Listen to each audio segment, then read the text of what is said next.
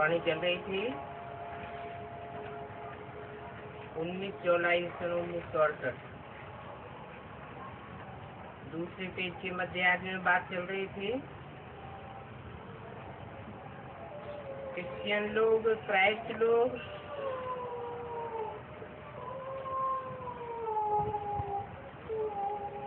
बौद्धी लोग क्राइस्ट और बुद्ध को, नानक वाले नानक को मानते हैं और उन्होंने ही दरबार में जाएंगे। तो उससे मालूम पड़ जाता है ये किस धर्म का है।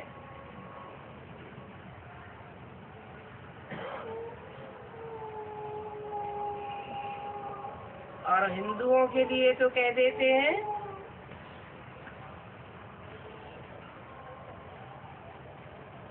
कि इनका कोई पक्का धर्म पिता है ही नहीं।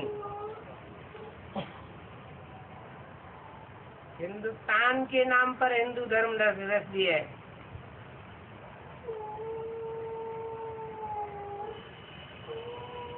अब आज सनातन देवी देवता धर्म कहाँ गया, इसको भी पता नहीं है। प्राय लोप हो गया है। चित्र है भक्ति मार्ग के लिए, और भारत में चित्र तो अनेक बनाए हुए हैं।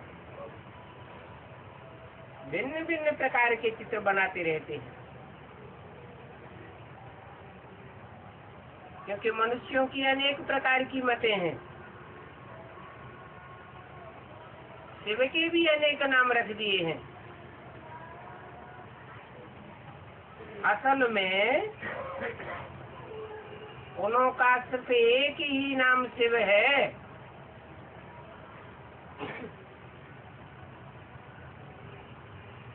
ऐसे भी नहीं, उन्होंने पुनर्जन्म लिया है।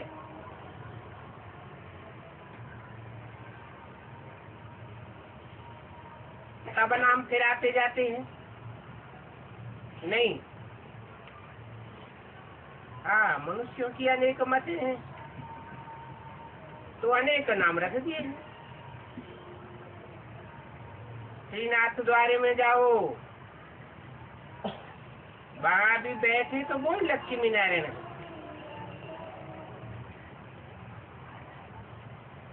फिर दूसरी जगह में जाओ तो कहेंगे ये लक्ष्मी नारायण का मंदिर है।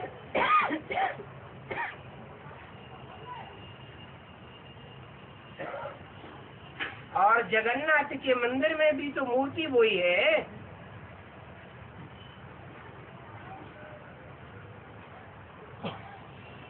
फिर ये नाम भिन्न भिन्न क्यों रख दिए हैं? नाम का आधार क्या होता है? नाम का आधार होता है काम, और काम करने वाली, कर्तव्य करने वाली आत्मा ही होती है। तो नाम रख दिए श्रीनाथ, श्रेष्ठ कर्म करने वालों का नाथ। फिर नाम रख दिया है जगन्नाथ, सारे जगत का, अर्थात 500-700 करोड़ का नाथ। अब 500-700 करोड़ की जनसंख्या में कोई सब श्री थोड़े ही होंगे। श्रेष्ठ आत्माएं भी होती हैं और भ्रष्ट आत्माएं भी होती हैं। तो नाम रख दिया है जगन्नाथ।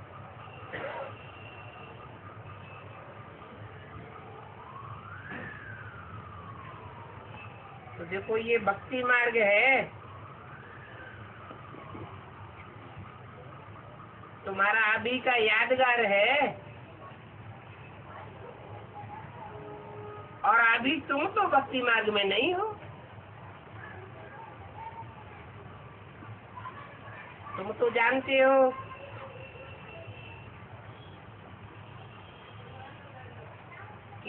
एक ही शरीर में श्रीनाथ और एक ही शरीर में जगन्नाथ और एक ही शरीर में शिव पाठ बजाता है।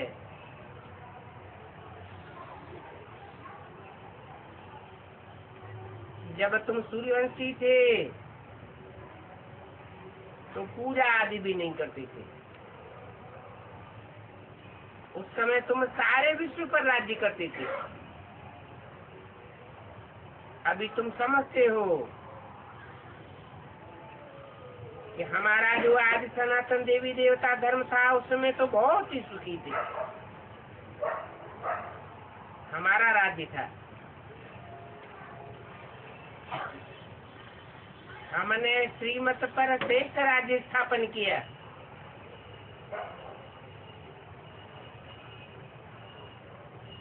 श्रेष्ठ से श्रेष्ठ ब्रह्मा विष्णु शंकर को नहीं कहेंगे, वो भी देवताएं हैं। मनुष्य को देवता बनाने वाला एक ही शिव है।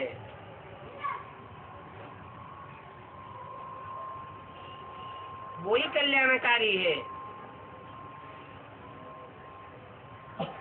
सुख का सागर है तो सुखधाम ही रखते हैं। सुखधाम को सुखधाम कहा जाता है।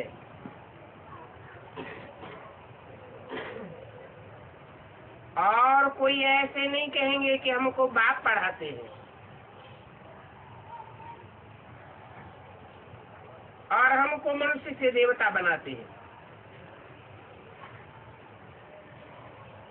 तुम बच्चों ही कहेंगे कि भगवान बाप आकर के हमको मनुष्य से देवता बनाते हैं। तुम बच्चों को तो याद है बरोबर देवी देवताओं का राज्य था और उन देवी देवताओं की मंदिरों में जो मूर्तियां हैं पुरानी पुरानी मूर्तियां हैं, वो यादगार है, निशानी है।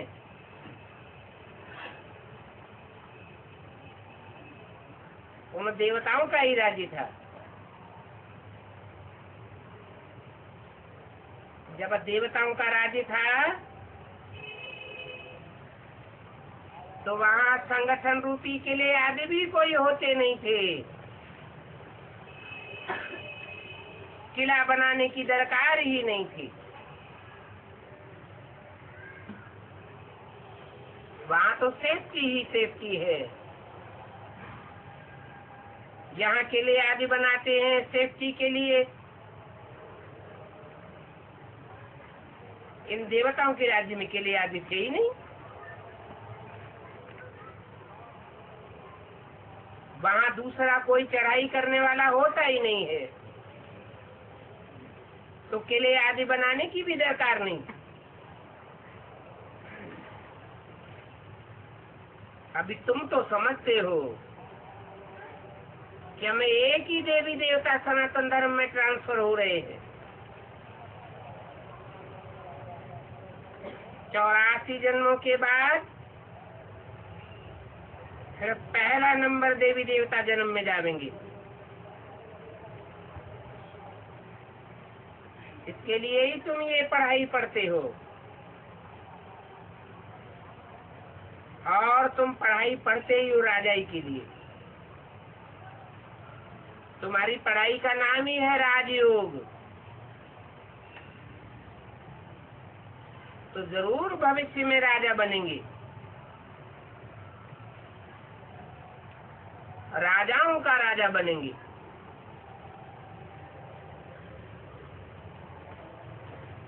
राजाई की पढ़ाई पढ़ाने वाला है बाप।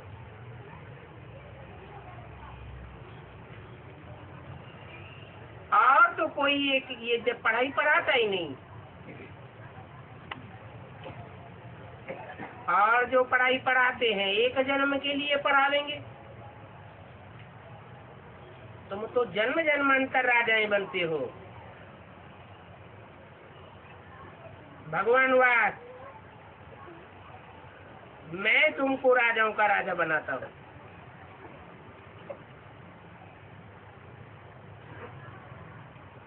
अभी इस अंतिम 84 जन्म में राजा रानी तो कोई है ही नहीं। सारी दुनिया में प्रजा के ऊपर प्रजा का राज्य हो जाता है।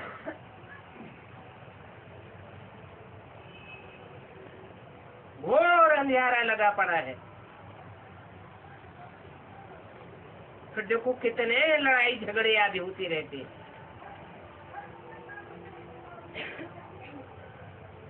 ये तो सभी जानते हैं, कलयुग है, iron age world, golden age world हो करके गया है। सिल्वर एज भी हो करके गया है।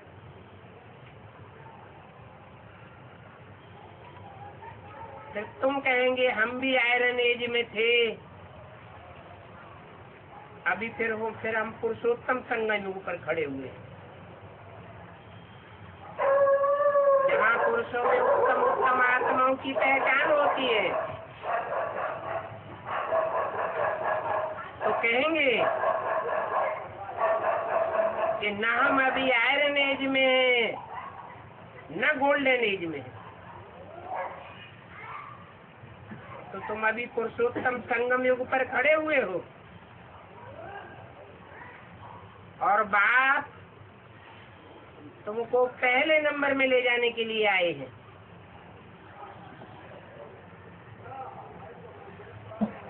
ऐसे तो सभी का कल्याण करते हैं, परंतु भारतवासियों का खास और धर्म वालों का आम कल्याण करते हैं।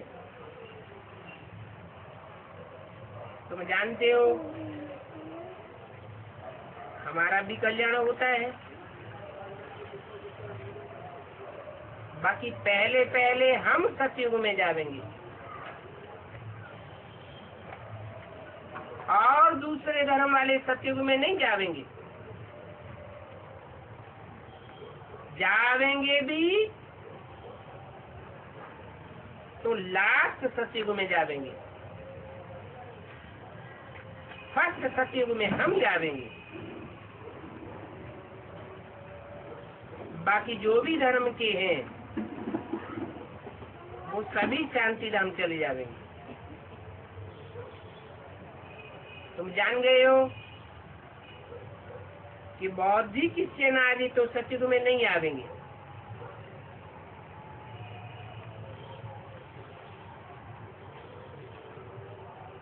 वो सतयुग में आवेंगे भी नहीं, तो यहाँ आकर के सत्ययुग की पढ़ाई भी नहीं पढ़ेंगे। सत्यखंड की पढ़ाई उनको पढ़नी ही नहीं है। तुम तो देवी देवता धर्म के हो, तो तुमको ये सारा सृष्टि चक्र का राज समझाया जाता है।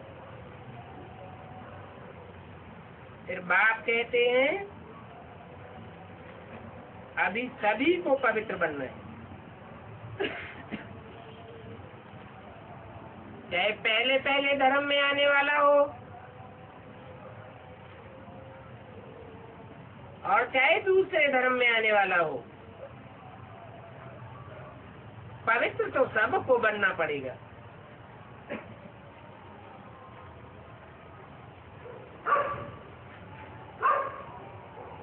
तुम हो ही पवित्र देश के रहने वाले। इसको मुक्ति धाम, शांति धाम, निर्वाण धाम कहा जाता है।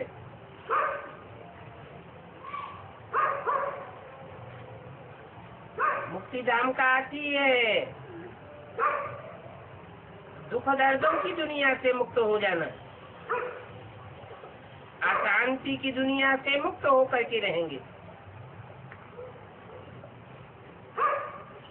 वाणी से परे होकर के रहेंगे। वहाँ सिर्फ आत्माएं रहती हैं। 5 तत्वों का शरीर तो नहीं होता है। शरीर होगा तो वाणी भी जरूर होगी। अभी तुमको तो वाणी से परे ले जाते हैं। ऐसा तो कब कोई कह नहीं सकता कि हम तुमको निर्वाण धाम, शांति धाम में ले जाते हैं। हाँ, वो तो कहते हैं कि हम ब्रह्मलीन हो जाएंगे। तुम बच्चे जानते हो, हम अभी तमो प्रधान दुनिया में हैं। इस तमो प्रधान दुनिया में तुमको कोई स्वाद नहीं आता। ये भी तुम जानते हो कि नई सृष्टि की स्थापना करने और पुरानी दुनिया का विनाश के लिए भगवान को यहाँ आना पड़ता है। आने का मकसद क्या है?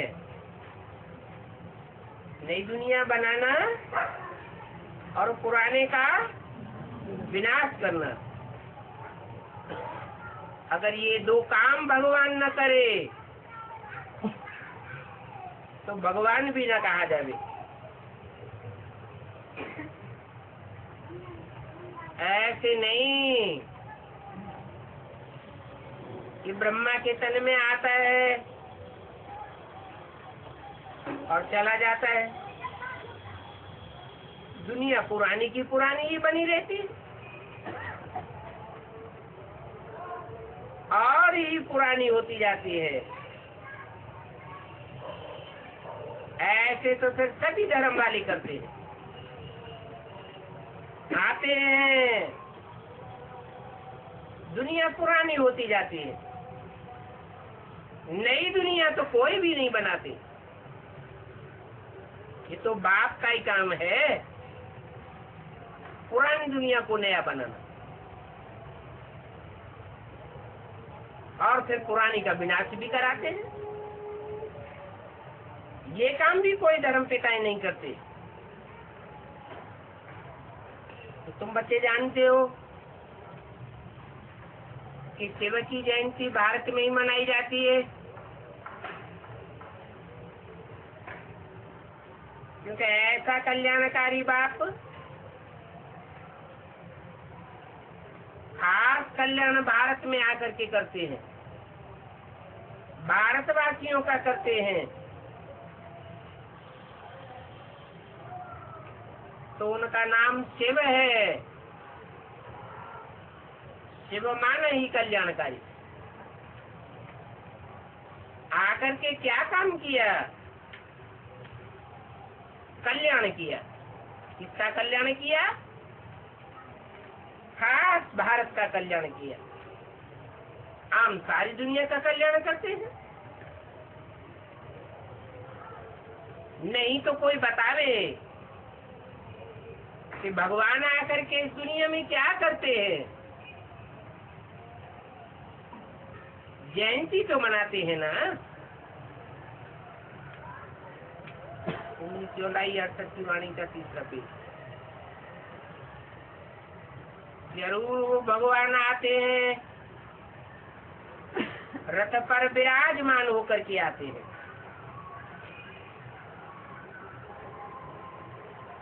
उस रथ की यादगार उन्होंने फिर घोड़ा गाड़ी दिखाई दी।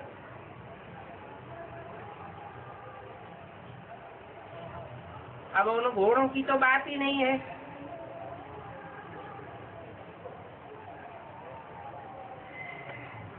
जानवर घोड़ों की बात नहीं है, ये तो इंद्रियों की बात है। इंद्रियां जानवर जैसा आचरण करने लग पड़ती है।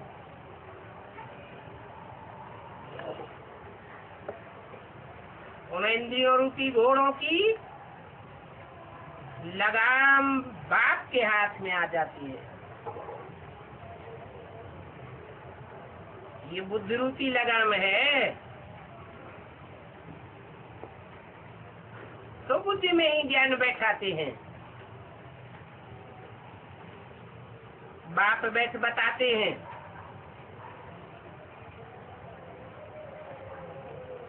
कि मैं किस रथ पर सवार होता हूँ।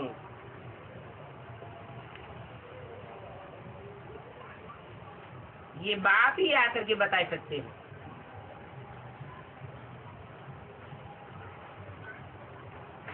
बल ब्रह्मा के तन में वाणी चलाते हैं, परंतु ब्रह्मा तो जानते नहीं कि बाप बाप बनकर किस रथ पर आता है।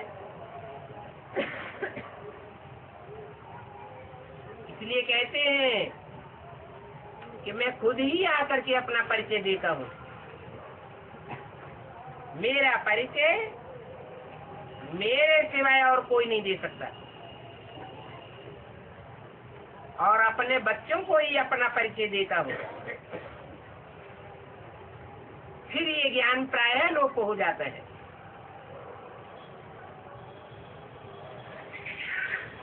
इनके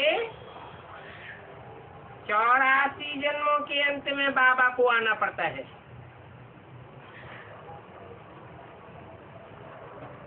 क्या कहा?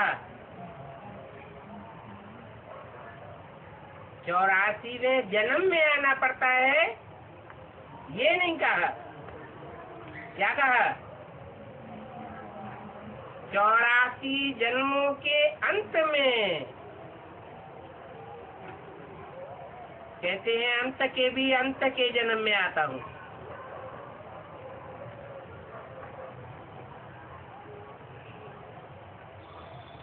चौरासीवा जन्म कहेंगे 1936। ब्रह्मा के लिए कहेंगे 1946-47, क्योंकि 60 वर्ष की वानप्रस्थी अवस्था में आता हूँ। दोनों के लिए बोला है इनके, इसके नहीं बोला।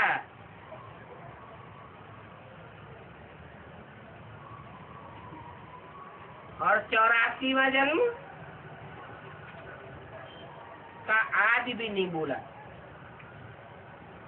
कि बचपन में आता हूँ। नहीं, वानप्रस्थ अवस्था में आता हूँ।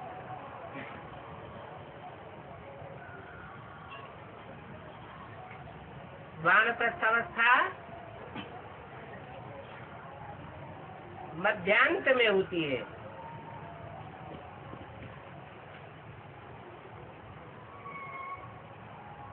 और अंत कहेंगे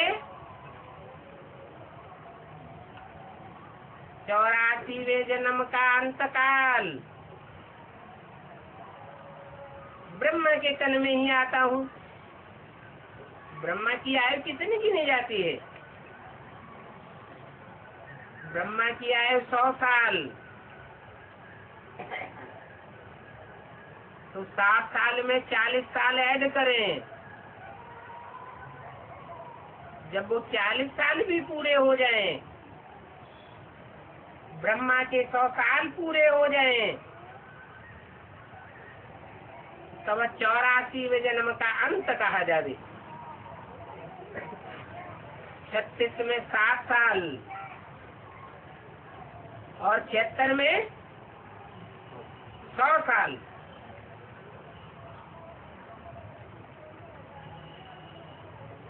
तो ब्राह्मणों की दुनिया में सन 76 को बाप दादा ने बाप का प्रत्यक्षता वर्ष घोषित किया।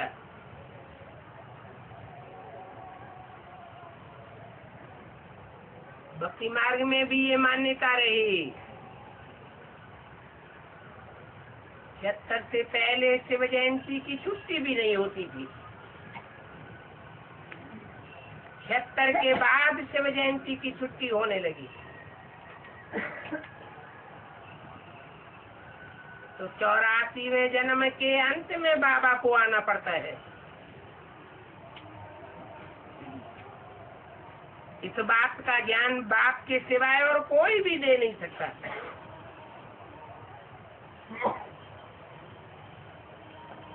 बल ब्रह्मा के तन से मुरली तो चलती है, परंतु ये ज्ञान की बात कोई की बुद्धि में नहीं बैठ सकती। तो बाप कहते हैं, मैं जो कुछ सुनाता हूँ वो है गीता ज्ञान अमृत। बाकी सभी शास्त्र हैं भक्ति मार्ग के।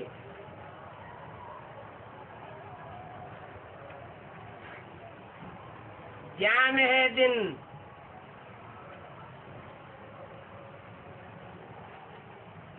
दिन में सोझरा होता है, सब समझ में आता है, देखने में आता है प्रैक्टिकल। अंधेरे में तो सोझरा नहीं कहेंगे। तो भक्ति है रात, वो शास्त्र चाहे वेदवाणी ही क्यों न हो, अगर वो वेदवाणी के छंद समझ में नहीं आते, उनका अर्थ आगा पीछा बुद्धि में नहीं बैठता है, तो ज्ञान मार्ग कहेंगे या भक्ति मार्ग कहेंगे? ज्ञान में नहीं समझ तो कहेंगे वेदों को भी भक्ति मार्ग के शास्त्र है। तो और शास्त्रों की तो बात ही नहीं। फिर ये भी मान्यता है भक्ति मार्ग में कि वेद ब्रह्मा के मुख से निकले। अब हम तो जानते हैं कि ब्रह्मा के मुख से गीता ज्ञान निकलता है, जिसे मुरली कहा जाता है, परंतु उसका अर्थ तो नहीं समझ में आया। तो जब तक बात बुद्धि में न बैठे तब तक प्रैक्टिकल व्यवहार में कैसे लाई जा सकती है? नई दुनिया का नया संगठन बन नहीं सकता, पुरानी दुनिया का विनाश भी हो नहीं सकता।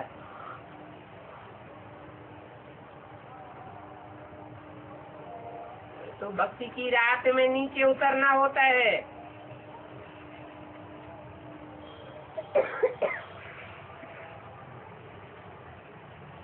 नीचे उतरते ही रहते हैं।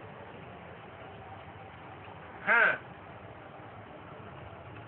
भक्ति का शोर शराबा बहुत होता है। कितनी प्रदर्शनी करते हैं, कितना कुंभ का मेला लगता है।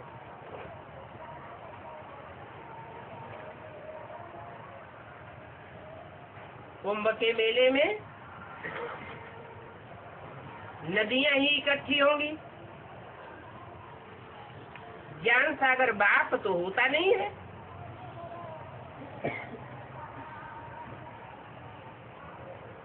उस कुंभ के मेले में ऐसे कोई नहीं कहता कि अभी तुमको पवित्र बन करके नई दुनिया में जाना है। ये बात बाप के सिवाय कोई कह नहीं सकता। बाबा ही बतलाते हैं।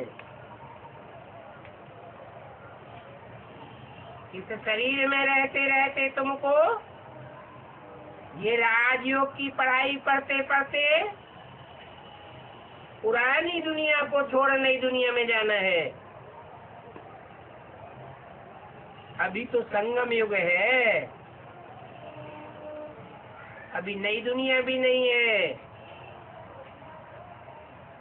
बाकी पुरानी दुनिया का किनारा बुद्धि से तुमने छोड़ दिया है।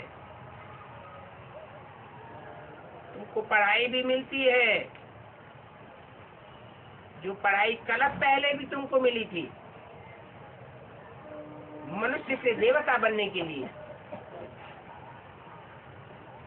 गायन भी है, मानुष से देवता किए करतन लागी बार। जरूर बाप ही बनावेंगे। बनाने वाला रचयिता बाप ही होता है। बाप पहले किसकी रचना करता है? बच्चों की रचना करता है, बच्चियों की करता है, या माँ की रचना करता है? पहले माँ की रचना करता है। तो ब्रह्मा रूपी बड़ी माँ को पहले पहले अपना परिचय होना चाहिए।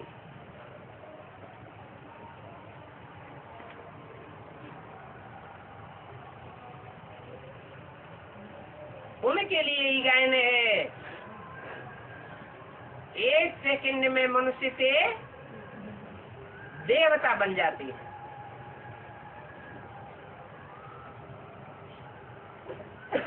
ब्रह्मा से विष्णु बन जाते हैं।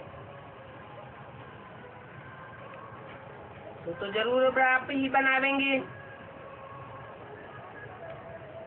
तुम जानते हो, पहले हम अपवित्र ग्रस्त धर्म वाले थे।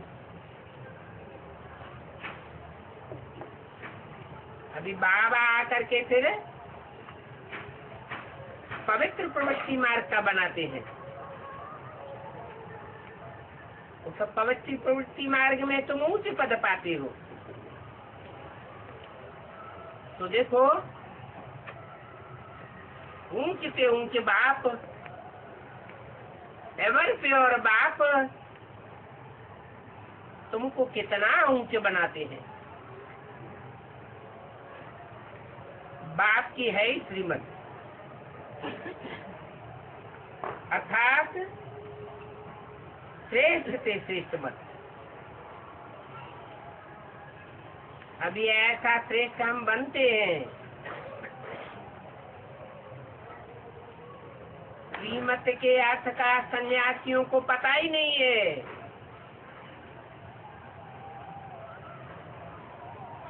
वो तो श्री कृष्ण को श्रेष्ठ समझ लेते हैं।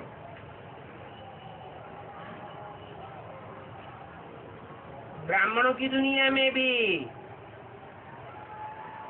ऐसे सन्यासियों की शूटिंग हो रही है। वो श्रीमत किसकी समझते हैं?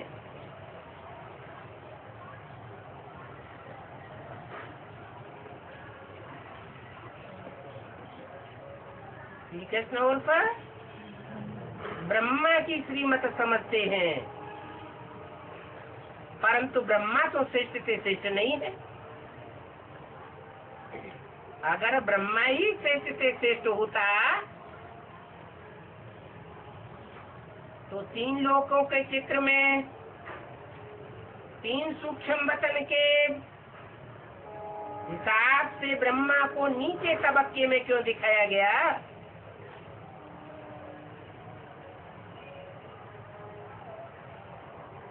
ब्रह्मा के तन में बाप नहीं आते। हाँ, माँ का पाठ चलता है।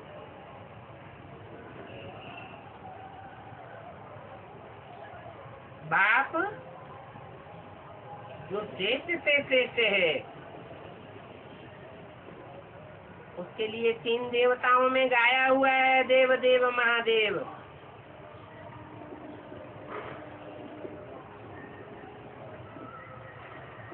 वो श्रेष्ठ से श्रेष्ठ पाठधारी है। उसमें भी बाप आकर के पाठ बजाते हैं। ऐसे नहीं है कि शंकर ने विष पिया। शंकर देव देव महादेव है, नहीं। वो भी बाप का काम है। एक शिव बाबा ही श्रेष्ठ बनाने वाला है।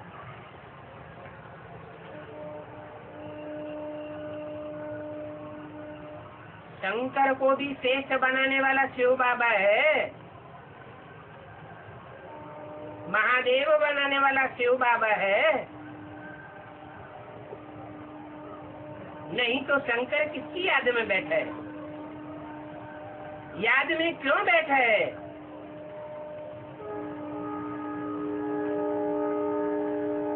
याद से पाप भस्म होते हैं। पतित को पापी कहा जाता है।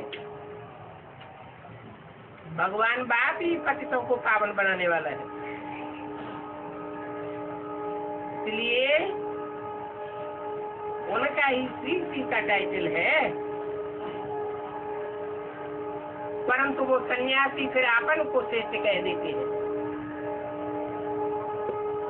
श्रेष्ठ कह भी देते हैं और अपने फॉलोअर्स के सामने साबित भी कर देते हैं। शिवो हम, हमारी मत पर चलो। ब्राह्मणों की दुनिया में भी ऐसे ब्राह्मण हैं जो दीदी दादी दादाओं को श्रेष्ठ समझ करके चलते हैं। उनकी बुद्धि में उनसे जाति श्रेष्ठ कोई दुनिया में नहीं दिखाई पड़ता।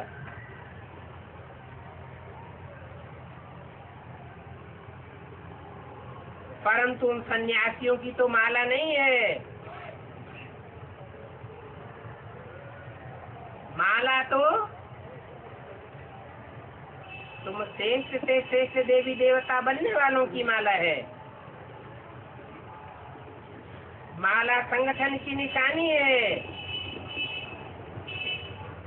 माला फेरी जाती है। माला है 108 की।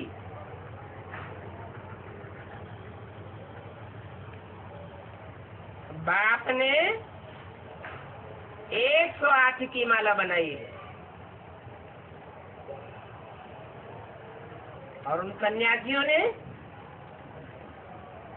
कितने की बनाई है? 16,108 की बनाई है।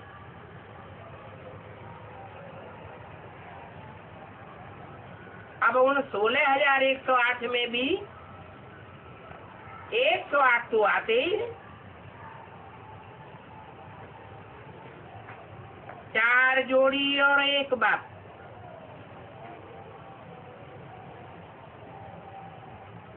8 रतन और 9वां मैं हूँ। उनको नवरतन कहते हैं। इनको ऐसा बनाने वाला है बिंदु बिंदु आत्माओं का बाप। तुम बाप द्वारा कितने पारस बुद्धि बनती हो?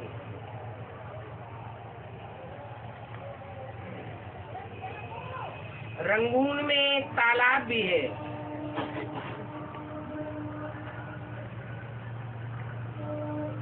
कहते हैं इस तालाब में स्नान करने से परियां बन जाते हैं। वास्तव में तुम ही ज्ञान योग के पंखों से उड़ने वाली परियां हो और तुम ये ज्ञान स्नान करती हो जिससे तुम देवी देवता बन जाते हो। बाकी तो सब भक्ति मार्ग की बातें हैं कि तालाब में स्नान करने से, पानी में स्नान करने से कोई परियां बन जाते हैं। बाप समझाते हैं ये तो हो भी नहीं सकता है। कि पानी में स्नान करने से परी बन जावे। पानी को मंथन करने से जैसे मक्खन नहीं निकलता, ऐसे ही पानी के तालाब में स्नान करने से कोई परी नहीं बनती है। हाँ, दूध को मंथन करने से मक्खन निकलता है। तो बाप आकर के ज्ञान अमृत देते हैं। अमृत मंथन से निकलता है। शास्त्रों में इस विचार सागर मंथन का गायन है। बाकी वो तो सभी भक्ति मार्ग की बातें हैं कि सागर मंथन हुआ,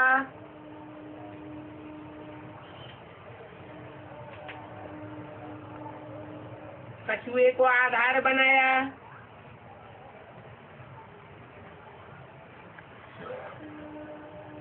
मंदराचल पर्वत की रई बनाई, मखानी बनाई।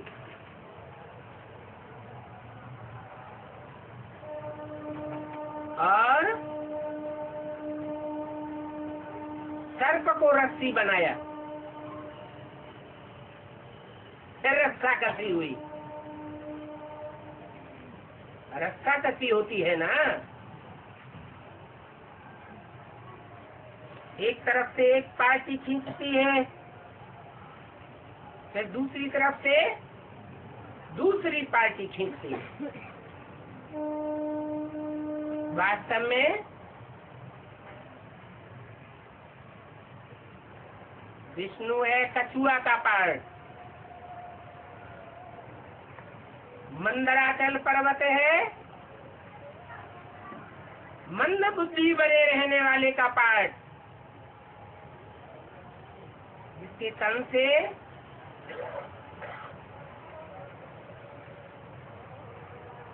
कितनी वेदवाणी निकली, परंतु मंथन कुछ नहीं हुआ।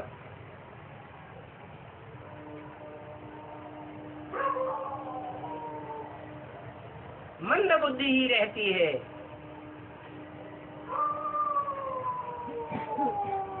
नाम रख दिया है मंदराचल पर्वत। कैसा पर्वत? जो मंद बुद्धि बन करके रहा।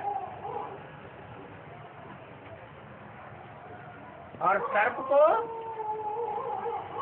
रस्सी बनाई दिए है। तो सर्प कौन है?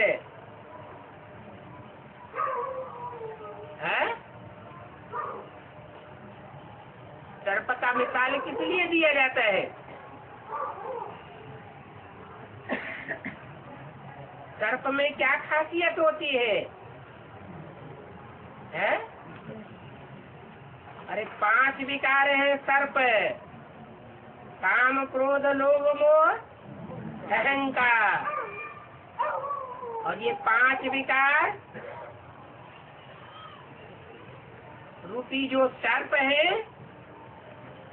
वो किसके तन में लिपटे हुए दिखाए जाते हैं? शंकर के तन में दिखाते हैं। कमर में काम विकार का सर्प, बगलों में क्रोध और लोभ का सर्प, गले में मोह का सर्प, और सर के ऊपर अहंकार का सर्प।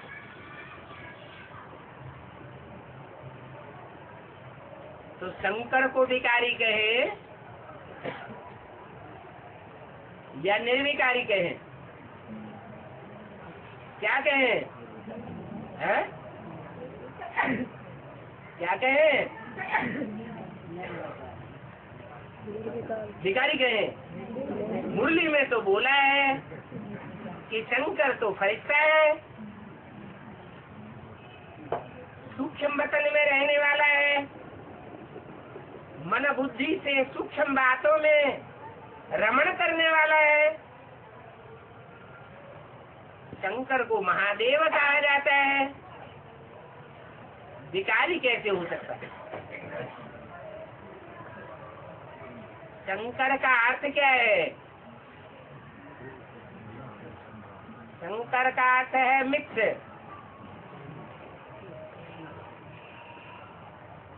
तो शंकर भिखारी नहीं है।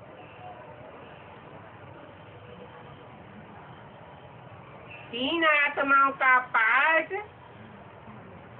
जिस तनधारी में चलता है वो प्रजापिता है, पतितन। बड़े से बड़े कामी कांटे में आकर के उसको बड़े से बड़ा फूल बनाता हूँ। इसलिए कमल फूल यादगार है। कमल फूल को फूलों का राजा कहा जाता है।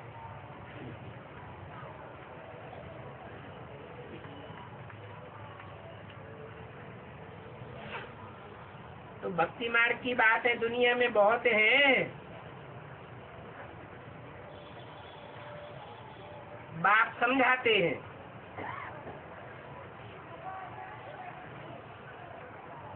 फिर भक्ति मार्ग की बातों से तुम नीचे गिरते चले आए हो।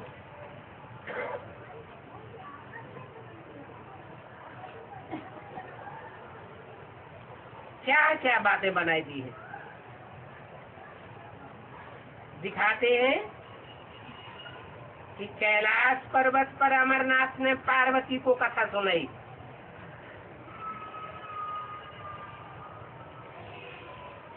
अब कैलाश पर्वत पर कथा सुना देंगे क्या? पर्वत माना क्या? पर्वत माना ऊंची स्टेज। मनन चिंतन मंथन की जब ऊंची स्टेज बनती है आत्मा की, ऐसी ऊंची स्टेज में रह करके ही वो अमर कथा कहो, तीजरी की कथा कहो, सत्यनारायण की कथा कहो, ये प्रैक्टिकल कथा है जो तैयार होती है। फिर दिखाते हैं कि ये अमर कथा सुन करके अमरपुरी चले गए। अब अमर तो देवताएं होते हैं, मनुष्यों को तो मृत्यु कहा जाती है।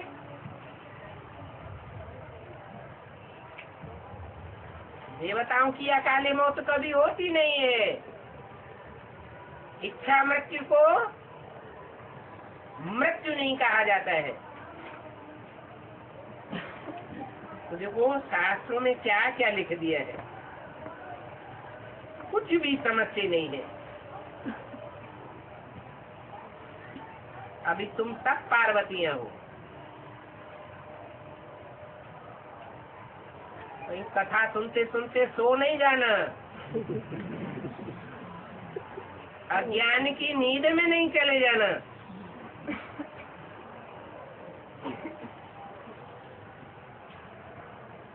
अभी तुम समझते हो कि हमारा ही यादगार दिलवाड़ा मंदिर है और हमारा ही यादगार गुरु शिखर है।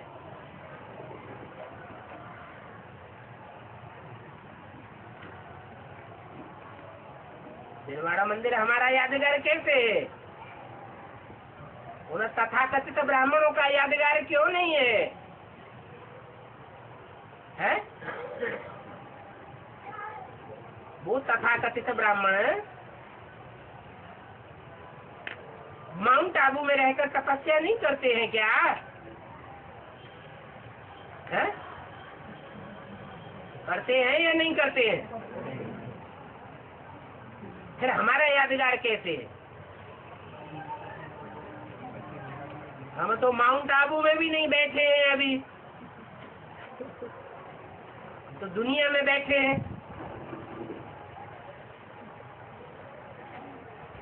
मुरली में बोला है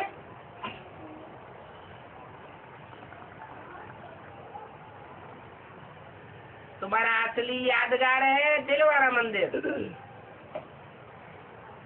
वो भक्ति मार्ग का दिलवाड़ा मंदिर, वो तो जड़ मूर्तियों वाला है। तुम तो अभी प्रैक्टिकल में संगम युग में चैतन्य में वहाँ बैठते हो। कहाँ? दिलवाड़ा मंदिर के एरिया में। आसार नजर आते हैं या नहीं आते हैं? कैसे है? उन तथाकथित ब्राह्मणों को कोई 3 पैर पृथ्वी भी देने के लिए तैयार नहीं है, और तुमने तो सारा दिलवाड़ा लगभग खरीद के अपने नाम करवा लिया। तुम ही जाकर के तपस्या करेंगे? कहाँ? वो जड़ यादगार मंदिर है, और तुम बनाते हो चैतन्य यादगार। चैतन्य में बैठ करके तपस्या करते हो। तो देखो, बाप बहुत गुप्त है और बहुत ऊंचे रहते हैं। तुम जानते हो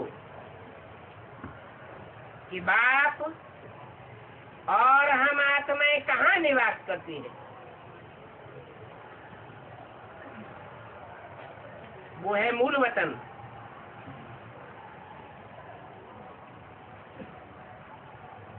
तुम जानते हो सूक्ष्म वतन तो सिर्फ साक्षात्कार मात्र है। वहाँ सूक्ष्म वतन में कोई दुनिया नहीं होती है। सूक्ष्म वतन के लिए ऐसे नहीं कहेंगे कि वहाँ वर्ल्ड की हिस्ट्री ज्योग्राफी रिपीट होती है। नहीं, सूक्ष्म वतन की रचना तो अल्पकाल के लिए होती है, जहाँ तुम्हारा मनन चिंतन मंथन चलता रहे।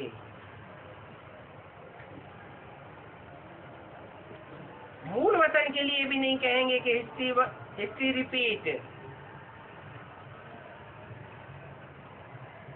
बाकी तो दुनिया के लिए कहेंगे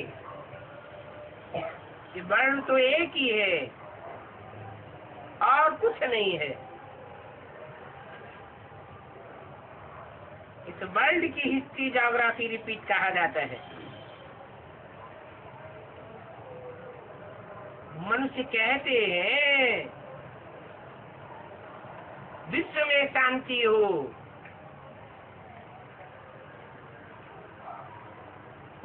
वो प्रवचन देते हैं तो भी नारा लगवाते हैं विश्व में शांति हो, परंतु हिस्ट्री क्या कहती है? शांति होती है कि अशांति बढ़ती जाती है, और ये अशांति बढ़ती जाती है। अब विश्व में शांति तो विश्व पिता ही कर सकेगा। वो तो ये भी नहीं जानते हैं कि आत्मा का स्वधर्म क्या है। क्या है? शांति। बाकी जंगल में शांति थोड़े ही होती है।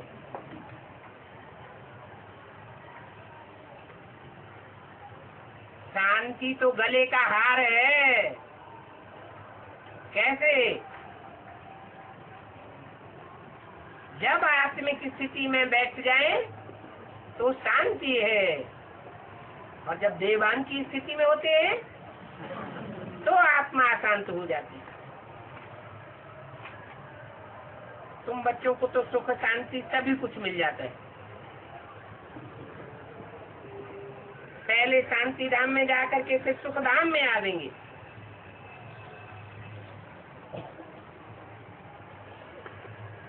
क्यों? पहले सुख धाम क्यों नहीं? पहले शांति धाम में क्यों जाएंगे?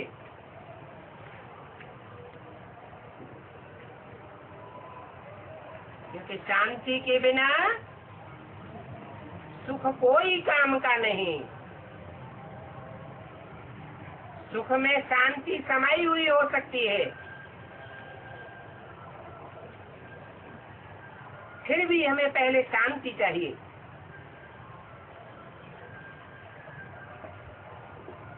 जैसे शरीर में बुखार आ जाता है, सारा शरीर तिलमिलाता है, अशांत हो जाता है।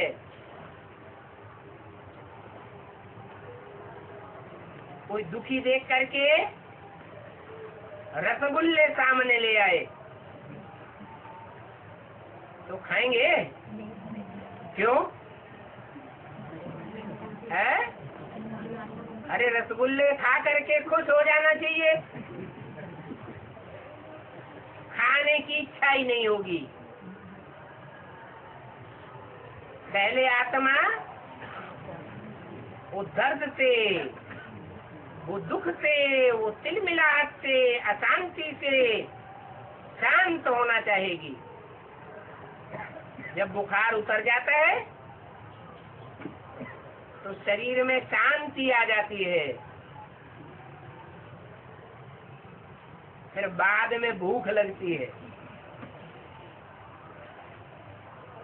खान पान चलता है। तो पहले शांति और फिर सुख मिलना चाहिए।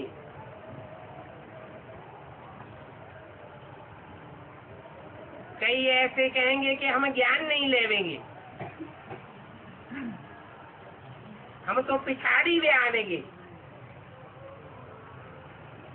बाकी तो हम शांति धाम में ही रहेंगे।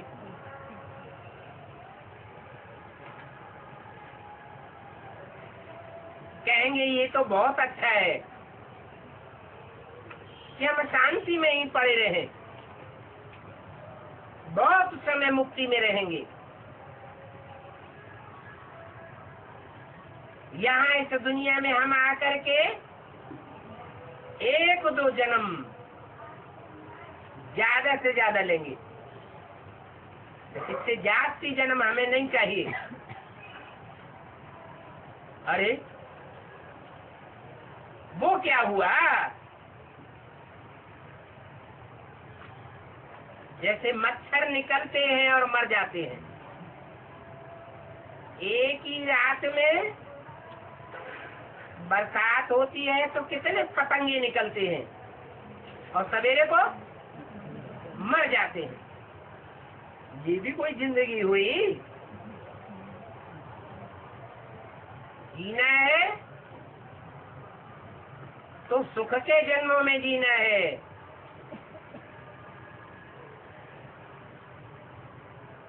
भले फिर बाद में दुख मिले। सुख और दुख दोनों से ही क्रास आत्मा करे। अगर जीवन में दुख नहीं मिलता है तो सुख की भी कोई वैल्यू नहीं होती है। जो व्यक्ति जीवन भर इसी सुख में रहा हो,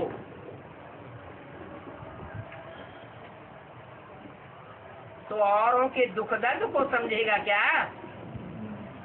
नहीं समझेगा। दिन भी चाहिए, रात भी चाहिए, दुख भी चाहिए और सुख भी चाहिए।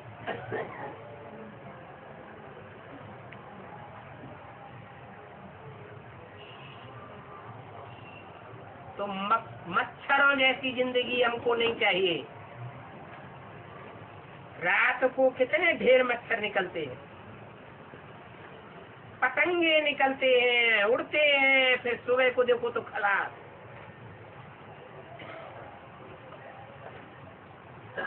अब ऐसा जन्म तो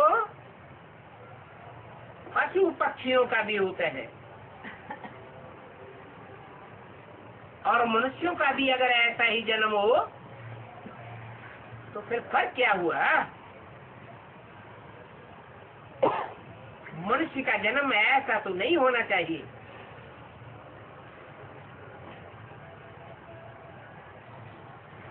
षष्ठ रूपी रंगम पर जिनके कम जन्म होते हैं, वो कम जन्म लेने वाली आत्माएं देवता नहीं बन सकती। एक दो जन्म लेने वालों को इस तो दुनिया में क्या सुख मिलेगा? थोड़ी सी बढ़ाई पावेंगे बस, जैसे मच्छर। ये हुआ एक जन्म लेना, उस आत्मा के पार्ट को तो कहेंगे ये कोई काम का पार्ट नहीं।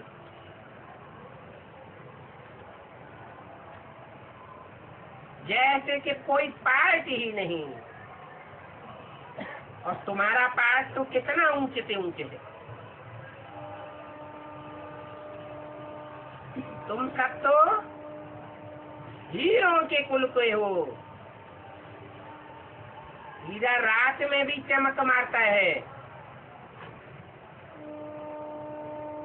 तुम्हारे जितना सुख और कोई दुनिया में देख नहीं सकता।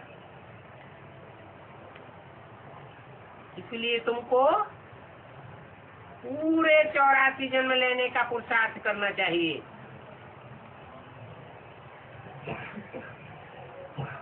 पुरुषार्थ करते भी हैं। कल पहले भी तुमने पुरुषार्थ किया था और अपने अपने पुरुषार्थ अनुसार प्रारब्ध पाई थी।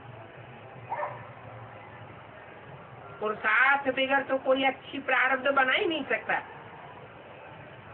पुरुषार्थ जरूर करना है। क्या करना है? क्या हुआ? पुरुषार्थ कहा, शरीरार्थ नहीं कहा, देहार्थ नहीं कहा। क्या मतलब हुआ? जो भी करे, पुरुष माने आत्मा, शरीर रूपी पुरी में चयन करने वाली आत्मा, आत्मा के लिए प्रयत्न करें, कार्य करें। देखें तो किसके लिए देखें? देह की तृप्ति के लिए, देह की इंद्रियों की तृप्ति के लिए देखें। सुने तो भी किसके लिए सुने? जो भी सुने, जो भी सुने, वो आत्मा के कल्याण के लिए सुने और सुने। जो भी देखे, किसके लिए देखे? आत्मा के कल्याण के लिए देखे।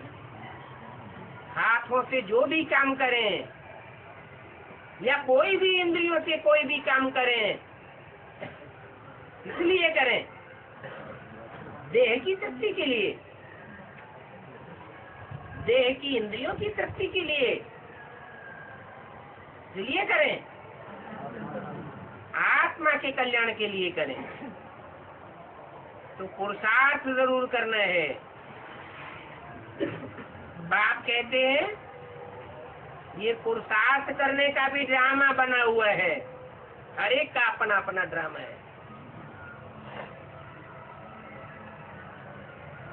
तुम्हारा भी पुरुषार्थ होता है ड्रामा के प्लान अनुसार। इससे ये नहीं समझना है कि ड्रामा प्लान अनुसार हमारा पुरुषार्थ अपने आप ही चल पड़ेगा।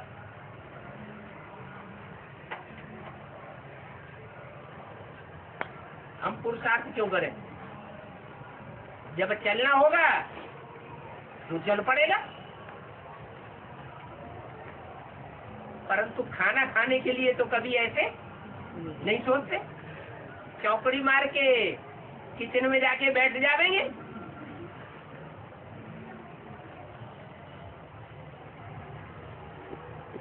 तो ऐसे नहीं चल सकता। तुमको पुरुषार्थ जरूर करना पड़े। पुरुषार्थ बगैर थोड़ा ही कुछ होता है। खांसी आती है, खांसी को खत्म करने के लिए दवाई लेने का पुरुषार्थ नहीं करेंगे तो आपे ही खांसी ठीक हो जाएगी क्या? दवाई गोली आदि लेने का पुरुषार्थ करना पड़े। कोई कोई ऐसे भी बुद्धू होते हैं जो ड्रामा के ऊपर बैठ जाते हैं, जो ड्रामा में होगा तो देखा जाएगा। ऐसा उल्टा ज्ञान बुद्धि में नहीं बैठाना है। ये भी माया बिगड़ डालती है। बच्चे पढ़ाई को छोड़ देते हैं, इसको कहा जाता है माया से हार।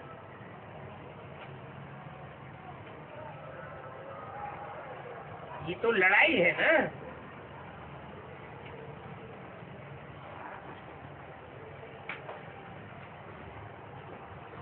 और बड़ी जबरदस्त लड़ाई है। इसलिए गाया जाता है,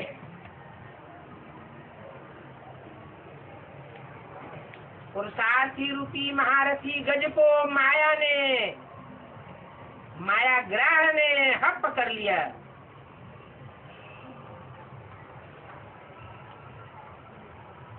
गज को कहाँ दिखाते हैं?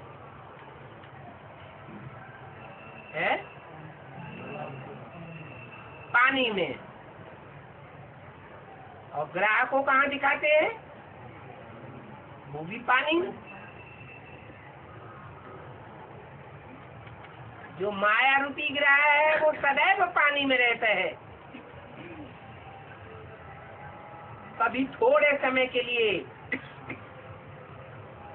बाहर आता है। और गज हाथी, हाथी रूपी पुरुषार्थी सदैव पानी में रहता है क्या? तो बाहर की दुनिया में भी रहता है, फिर पानी में भी किलोले करता है। तो यहाँ की बातें दिखाई हैं। अब सागर के अंदर तो बहुत बड़े बड़े जीव होते हैं,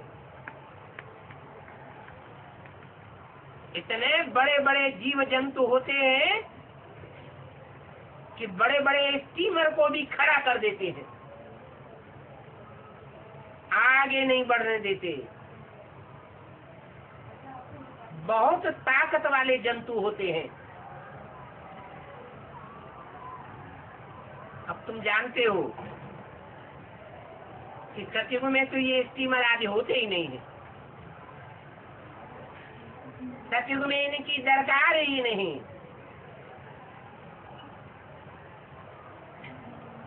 वहाँ विमान तो होंगे, परंतु चकनाचूर हो जाने वाले विमान नहीं होंगे, सुखदायी विमान होंगे। एक्सीडेंट हो नहीं सकता, वहाँ दुख की कोई बात नहीं होती है। फुल प्रूफ होते हैं। इस समय देखो साइंस का कितना जोर है। 100 वर्ष के अंदर कितनी बिजली आदि की उन्नति हुई। ये है माया का पंप एंड शो। बल कितनी भी उन्नति कर लें, परंतु एक्सीडेंट प्रूफ नहीं हो सकते।